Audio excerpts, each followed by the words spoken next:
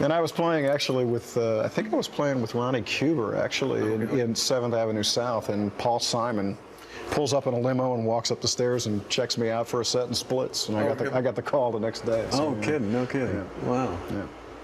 And so what? And after, how long did you play with Paul Simon? It was only a 7.5-week tour in all over the States, and we did Israel and we did France. We did Nice, actually, where we just were.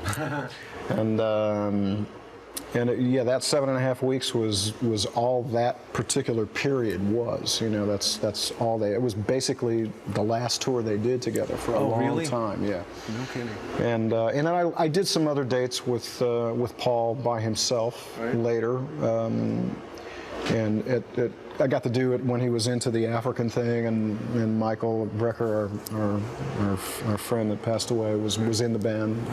You did that tour. Yeah. So I got to do it a couple more times. So, you know, in the early 90s was the last time I think I played with Paul. And what about the whole Chick Corea experience? When did that begin? That began in the mid-80s.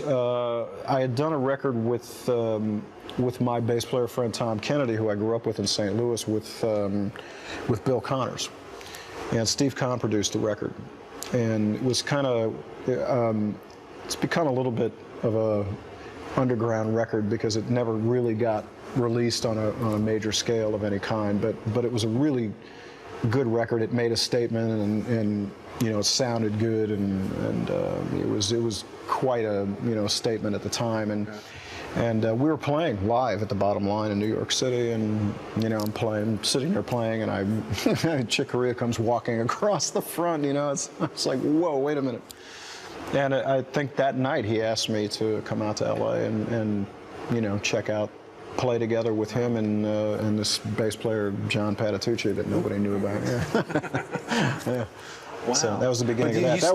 That was like the spring of 1985. Oh wow. But you stayed with Chick for a while, right?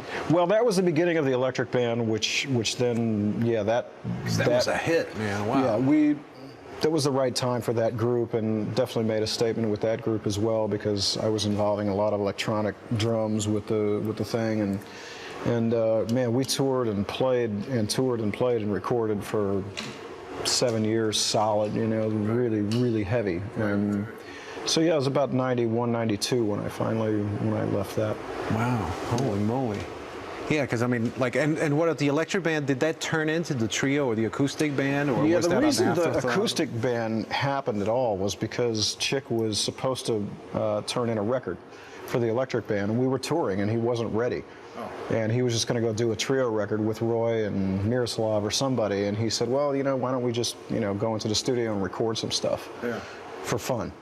And we went into Clinton Recording Studios in New York. I have that record. And laid down some stuff just for fun, and ended up winning a Grammy for it. Yeah, so it was, you know, it was fun, a lot of fun. So that was kind of the beginning of then two things, you know, the electric thing and the acoustic trio. So we were touring heavily with both. Wow. No, so I mean, it's obvious from what you tell us now, but also just in general, knowing you and everything, that you tour a lot, you perform all over the place all the time. But one of the many great qualities about you as a drummer is also your consistency. I mean, we've played a bunch, and I've never heard you have a bad night ever. And I'm not saying this just because we're here right now. Full job. No, but how the hell do you do that? Well, thanks, first of all, and it's so much fun to play with you and the group, and we're having a blast, you know. No, man, it's at this level. I mean, really, with these guys and yourself and you know, and this band that we're playing with George Whitty and Dean Brown. I mean, there are no bad nights. You know, it's really we've all put in so much time doing this, playing and practicing the instrument, that a bad night for us is still pretty darn good. You know what I mean? Yeah. No, but for example, when I watch you, like for every gig we do, like you show up like very early. You almost show up at the same times as the tech guys, and you set up your drums. You really care. And like, how do you keep that fire alive after all these years? Well, yeah, I mean, for me, I mean, it's why I'm out here doing it. If I wanted to do it half-assed, I'd stay home, you know what I mean? So I want to be, you know, it's like I try to play every gig like it's my last one, you know?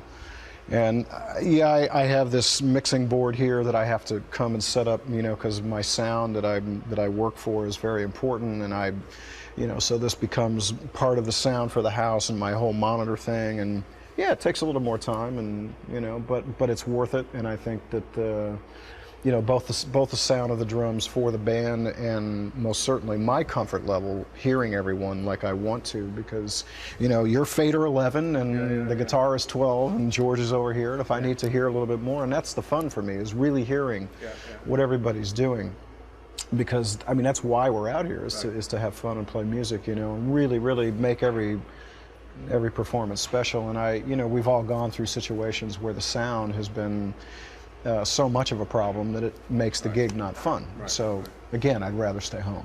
I'll do the work, that it takes. But yeah, from a consistency level playing, I attribute a lot of that to some of the studying I did with a certain teacher when I was about 21, before all the stuff started happening for me. And his name was Gary Chester in New York. And he had a system, a very systematic approach for his teaching that was really independence-based, with all the limbs and the voice. So it was 5 independence parts, and it just tore the student apart, in really being able to focus on what was going on and being consistent. And I attribute a lot of my ability to be consistent to that study in particular. But it's I've spent a lot of time analyzing what it is that I do, and I've had some other great teachers. Freddie Gruber really kind of showed me a lot about the way that the laws of physics is applied to playing the instrument, and I learned a lot about my idols like Buddy Rich, who was a good friend of Freddie Gruber, and well, the other way around, I guess you would say, but it's allowed me to sort of analyze my situation here and really be comfortable at the drums, try to take the time so that when I sit here, there's nothing between me and the expression to go out through the music. I just, I want to be able to, that's why the sound is important, because that's a part of it.